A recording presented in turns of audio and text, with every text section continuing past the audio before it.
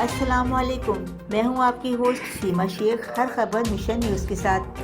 کشمیر کا دن بھرپور طریقے سے منانے کے لیے ڈپٹی کمشنر جام شورو کیپٹن ریٹائرڈ فرید الدین مصطفیٰ کی زیر صدارت دربار ہال میں ایک اہم اجلاس منعقد ہوا۔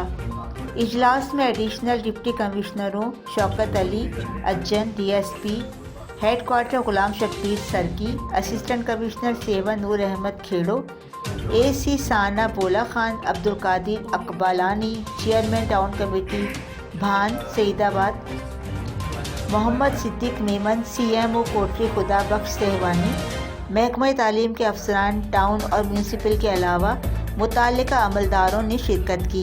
ڈپٹی کمشنر جام شورو کیپٹن ریٹائرڈ فرید الدین مصطفیٰ نے اجلاس میں محکمہ تعلیم کے عملداروں کو ہدایت کی کہ وہ یوم کشمیر اور کشمیری بھائیوں سے اظہار یکجہتی کے متعلق اسکولوں میں پروگرام منعقد کر کے اس دن کو بھرپور طریقے سے منایا جائے۔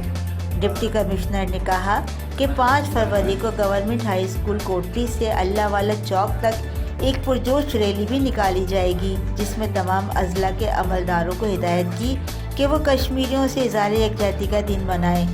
اس سلسلے میں انہوں نے مزید کہا کہ جب تک کشمیر آزاد نہ ہوگا تب تک ہم خاموش ہو کر نہیں بیٹھیں گے۔ وقت آ گیا ہے کہ ہم سب مل کر ایک ہو کر کشمیری بھائیوں کے لیے اپنا بھرپور کردار ادا کریں۔ کشمیر ہمیں مدد کے لیے پکار رہا ہے۔ ڈپٹی کمشنر نے آخر میں متعلقہ عملداروں کو صفائی ستھرائی اور کشمیر کے حق میں بینرز اور جھنڈے لگانے کے بھی احکامات جاری کیے۔